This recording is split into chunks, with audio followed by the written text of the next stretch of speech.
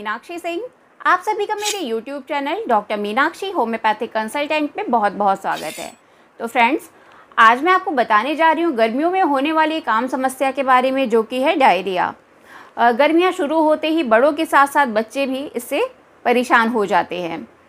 तो अपना video start करने से पहले मैं आप लोगों से कहना चाहती हूँ कि अगर अभी तक आपने मेरा चैनल सब्सक्राइब नहीं किया है तो इसे सब्सक्राइब कर ले और साथ ही साथ बेल आइकॉन बटन ज़रूर दबाएं, जिससे कि मेरा अगला वीडियो आते ही आपको इन्फॉर्मेशन मिल सके। तो बात करते हैं, गर्मियाँ शुरू होते ही जैसे जैसे टेम्परेचर बढ़ता है हमारे शरीर को काफ़ी सारे बीमारियों का सामना करना पड़ता है, जिसमें सबसे मेन है नौजिया, वॉमिटिंग, लूज़ मोशन। गर्मियाँ शुरू होते ही बच्चों के साथ साथ बड़ों में भी लूज़ मोशन देखने को मिलता है, जी मिचलाने लग जाता है और उल्टियाँ होती हैं। तो ये सब जो है गर्मियों के मौसम में होने वाली बहुत ही आम समस्या है। जो डायरिया है वो नॉर्मली 2 दिन तक रह सकता है, लेकिन अगर इससे ज़्यादा दिन तक रहता है तो इससे जो होता है हमारी बॉडी में पानी की कमी होने लग जाती है, तो इससे बॉडी डिहाइड्रेट हो जाती है। इसमें होता क्या है कि जो हमारे बॉडी में बड़ी आंत है, लार्ज इंटेस्टाइन है, उसमें एक मूवमेंट पाया जाता है जिसे कहते हैं पेरिस्टाल्टिक मूवमेंट। और इसी मूवमेंट के थ्रू जो स्टूल है, जो मल है, वो हमारे एनस के थ्रू बाहर निकलता है। जब हम बाहर का कंटामिनेटेड फूड खा लेते हैं, वाटर पीते हैं, तो उसकी वजह से बॉडी में एक इन्फेक्शन हो जाता है एक तरह का, और जो इंटेस्टाइन है उस पर एक्स्ट्रा प्रेशर पड़ता है। इस प्रेशर पड़ने की वजह से जो मूवमेंट है, पेरिस्टाल्टिक मूवमेंट है, वो बढ़ जाते हैं, ज़्यादा होते हैं, और इस वजह से जो स्टूल होता है वो लूज़ होता है। तो इसमें जो मेन रीज़न है कि किस वजह से लूज़ मोशन होता है गर्मियों में, इसमें सबसे पहला जो कारण है वो है जो आप बाहर का खाना खाते हैं, कंटामिनेटेड होता है, उसमें तरह तरह के बैक्टीरिया पड़ जाते हैं, धूल मिट्टी पड़ती है क्योंकि गर्मियों में लू चलता है। तो जो खाना आप बाहर का खा रहे हैं वो कंटामिनेटेड हो जाता है, और कभी कभी बासी खाना भी होता है, आप खा लेते हैं लेकिन आपको पता नहीं चल पाता है। तो ऐसे केसेस में आपकी बॉडी में इन्फेक्शन हो जाता है, उस इन्फेक्शन की वजह से लूज़ मोशन स्टार्ट हो जाते हैं। और सेकंड, अगर आप बाहर जाते हैं गर्मी के मौसम में, इतना गर्मी ज़्यादा पड़ता है तो लोग जगह जगह पानी यूज़ कर लेते हैं। तो जो आप बाहर का पानी पी रहे हैं वो प्रदूषित हो सकता है, उसमें बैक्टीरियाज हो सकते हैं, तो उसकी वजह से भी बॉडी इन्फेक्टेड हो जाती है, बैक्टीरिया चले जाते हैं बॉडी में, और इस वजह से लूज़ मोशन हो सकते हैं। तो इसके लिए एडवाइस करूँगी कि अगर आप बाहर जा रहे हैं तो गर्मियों में अपने साथ पानी की बोतल अपना लेके जाएं, जगह जगह बाहर का पानी पीने से बचें, और साथ ही साथ में बाहर का खाना अवॉइड करें गर्मियों के मौसम में खासकर। अब बात करते हैं इसमें क्या क्या सिम्टम्स मिल सकते हैं।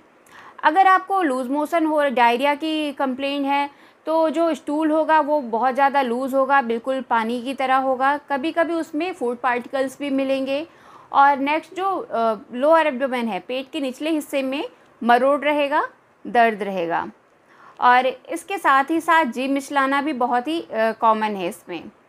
और नेक्स्ट है, शरीर बहुत कमज़ोर हो जाएगा क्योंकि शरीर में पानी की कमी होने लग जाती है। जितना आपका वाटर स्टूल पास होगा उतना ही हमारी बॉडी से पानी की कमी होती जाएगी। बॉडी में इलेक्ट्रोलाइट्स जो हैं, सोडियम, पोटेशियम और सॉल्ट है, ये सब जो होंगे कम होने लग जाते हैं, और हमारी बॉडी डिहाइड्रेट होने लग जाएगी। इसी वजह से शरीर में बहुत ज़्यादा वीकनेस आने लग जाता है, आंखें बंद होने लग जाती हैं।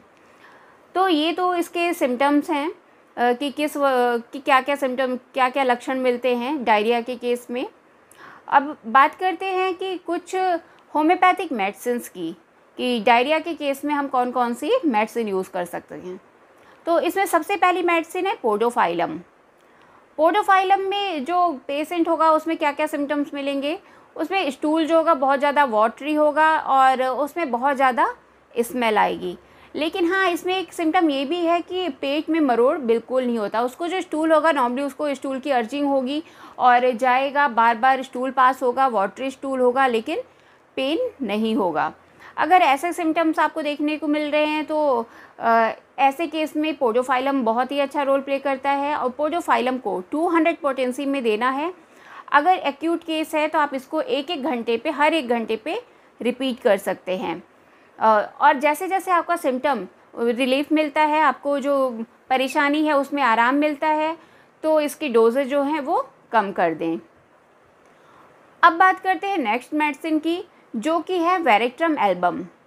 वेरेट्रम एल्बम में भी जो स्टूल होगा बहुत ज़्यादा वाटरी होगा, एकदम पानी जैसा होगा, और साथ ही साथ में इसमें पेट में मरोड़ बहुत ज़्यादा होगा। जो पेशेंट होगा उसके पेट में बहुत क्रैम्पिंग पेन होगा, एकदम मरोड़ होकर के दर्द हो रहा होता है, उसको प्यास बहुत जल्दी लगती है, और साथ ही साथ में फ्लूइड लॉस की वजह से शरीर में कमज़ोरी बहुत ज़्यादा आ जाती है। तो वेरेट्रम एल्बम को आपको 30 पोटेंसी में यूज़ करना है इसको भी एक एक घंटे पे रिपीट करना है। अगर जैसे जैसे आपके सिम्टम्स, आपकी कंप्लेन कम हो रही है, तो वैसे वैसे इसकी डोज को घटा देना है। अब नेक्स्ट मेडिसिन की बात करते हैं, जो कि है आर्सेनिक एल्बम। आर्सेनिक एल्बम, जैसे मैंने आपको बताया कि आप बाहर जाते हैं, आपने बाहर का खाना खा लिया, बाहर कंटामिनेटेड फूड है, वाटर है, उसका यूज़ कर लिया आपने, तो उसकी वजह से आपको जो फूड पॉइजनिंग हो जाती है। तो मेन इसका है कि फूड पॉइजनिंग के केस में अगर आप में फूड पॉइजनिंग की वजह से लूज़ मोशन हो रहा है, नोज़िया, वॉमिटिंग हो रहा है, तो इस केस में आर्सेनिक एल्बम बहुत ही अच्छी मेडिसिन है। और इसमें जो है पानी की प्यास तो रहेगी, लेकिन थोड़ी थोड़ी देर पे जो पेशेंट होगा वो थोड़ा थोड़ा सा पानी पीता है, और साथ ही साथ में स्टूल जो होगा वो बहुत ज़्यादा लूज़ होगा और पेट में दर्द भी मिलेगा। तो ऐसे केस में आपको आर्सेनिक एल्बम यूज़ करना है 200 पोटेंसी में, हर एक घंटे पे इस मेडिसिन की डोज़ को रिपीट करना है, और कंप्लेंट में रिलीफ जैसे जैसे मिलता जाए आप इसकी डोज़ को कम कर सकते हैं। और नेक्स्ट डे से सुबह, दोपहर, शाम दिन में 3 बार यूज़ करना है। अगली मेडिसिन है मर्कौर। अगर आपको स्टूल में जो मोशन हो रहा है, वाटरी हो रहा है, और साथ साथ में आपको पेचिस भी आ रहा है, जैसे आंव आ रहा है, और आंव के साथ साथ में ब्लड आ रहा है, अगर ब्लड का अमाउंट ज़्यादा है स्टूल के साथ, तो आप मर्कौर यूज़ कर सकते हैं। मर्कौर को आपको दिन में 4 बार यूज़ करना है, इसकी 30 पोटेंसी लेनी है। मर्कौर 30 पोटेंसी दिन में 4 बार, 2-2 बूंद जीभ पे लेना है। नेक्स्ट मेडिसिन की बात करते हैं, जो कि एक पेटेंट है R4। R4 को डायरिया के केस में यूज़ किया जाता है। अगर आपको लूज़ मोशन हो रहा है तो उसके लिए बहुत ही अच्छी मेडिसिन है। इस मेडिसिन को चाहे आपका एक्यूट डायरिया हो, क्रोनिक डायरिया हो, आपको वीकनेस हो, हर केस में यूज़ किया जा सकता है। तो अगर आपको लूज़ मोशन हो रहे हैं और साथ ही साथ कमज़ोरी है, जी मिचला रहा है, तो इसके लिए आप इसको यूज़ कर सकते हैं। इस मेडिसिन की 15-15 बूंद आपको 1/4 कप वाटर में लेना है। अगर आपको लूज़ मोशन बहुत ज़्यादा हो रहा है तो हर आधे घंटे पे 3 घंटे तक, हर आधे घंटे पर इसको रिपीट कीजिए। उसके बाद सुबह, दोपहर, शाम इस तरह से इसकी डोज़ लेनी है। मतलब पहले 3 घंटे में आपको आधे आधे घंटे पे इस मेडिसिन को 1/4 कप वाटर में 15 ड्रॉप, 10 to 15 ड्रॉप डाल करके रिपीट करना है। और उसके बाद से सुबह, दोपहर, शाम दिन में 3 बार 1/4 कप वाटर में 15 ड्रॉप ले करके पीना है। और इसके साथ ही साथ अगर आपको कमज़ोरी बहुत ही ज़्यादा है कि आपकी आंखें नहीं खुल रही हैं, बहुत ज़्यादा पानी की कमी की वजह से बहुत ज़्यादा कमज़ोरी हो गई है, तो इस केस में आपको चाइना मदर टिंचर यूज़ करना है। आपको इनमें से जो मेडिसिन आपके लिए सूटेबल लग रही है उसके साथ में आपको R4 यूज़ करना है। और साथ ही साथ में अगर आपको बहुत ज़्यादा कमज़ोरी हो गया है, फ्लूइड लॉस बहुत ज़्यादा हो गया है, तो उसके लिए आपको चाइना मदर टिंचर इसके साथ ही लेना है। और चाइना मदर टिंचर की आपको 10-10 बूंदें 1/4 कप वाटर में लेके दिन में 3 बार पीना है।